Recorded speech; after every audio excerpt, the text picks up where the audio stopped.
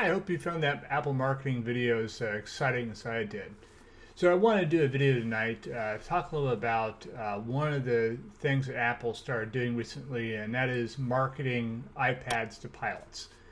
So on top of being a software engineer, I write software for iPhones and iPads, so I have some familiarity with this. I'm also a commercial pilot. And what that actually means is that I am licensed by the FAA as a commercial pilot, somebody who can make money as a pilot.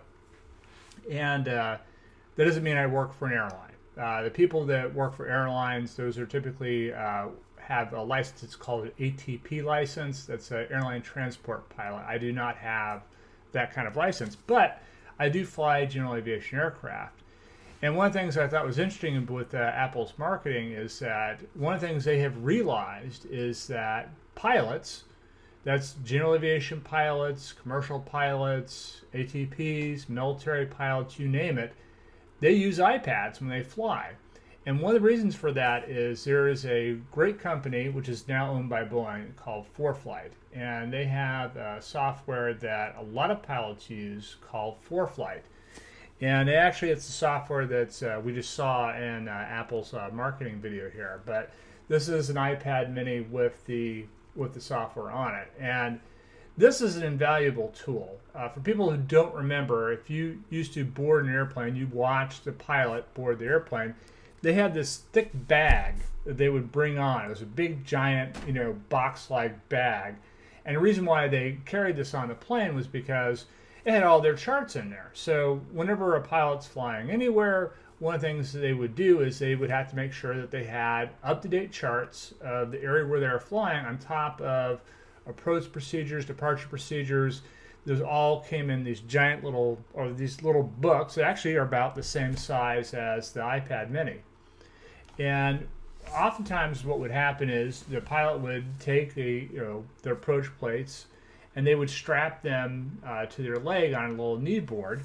And this case that I have here for my iPad actually does the same thing. It actually will strap to your leg, and then you can use it on your leg just like the knee board you could use before.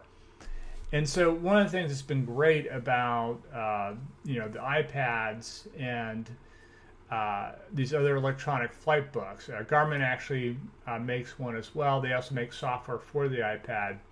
Is that you can take all of your charts now, you can put your whole flight plan, you can all put in ForeFlight on your iPad, and then use that instead of carrying around this giant suitcase full of charts. So it's been a real revolution over the last 10 years for pilots. So I was always kind of curious. It's like, why doesn't Apple talk about this more? Because, the iPad's a great tool for a lot of different things, but they never talk about it for pilots. And now they are. They are actually starting to, market to pilots. So one of the things I want to talk about in this video is why they probably shouldn't market to pilots. And here's my reasoning for this. So when you are flying an airplane, the equipment inside of an airplane, typically you sometimes may have heard this referred to as avionics. These are all essentially instruments that have been certified by the FAA. That's the Federal Aviation Administration, if you're not familiar with it. They're the government agency that's tasked with regulating and enforcing the regulations for pilots, for aircraft manufacturers, for airlines, you name it. Anything that's taken off above the ground, they regulate it, and they also enforce it. And so there's very strong requirements that are placed on the manufacturers of equipment for aircraft, specifically all the radios, navigation equipment. The airplane that I typically fly around, which is a Cessna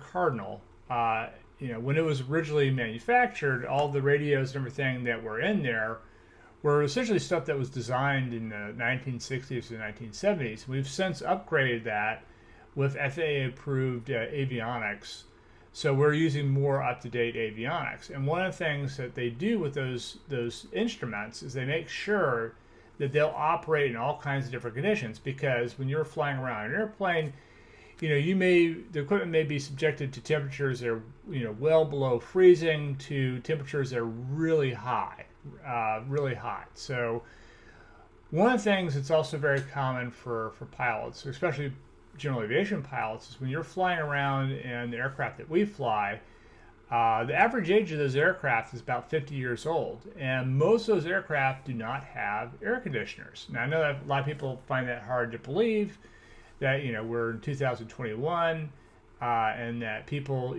are riding around in these vehicles that don't have air conditioners, climate control.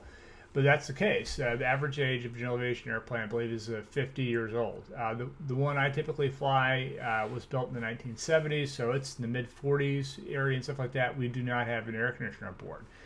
And the reason why I bring that up is because the tolerances that you have for an iPad, or for what Apple designs this, it's very common for these to overheat. And so I have to be very careful. I can't leave this out like on the on top of the instrument panel or on a seat where the sun's shining, because it will just overheat.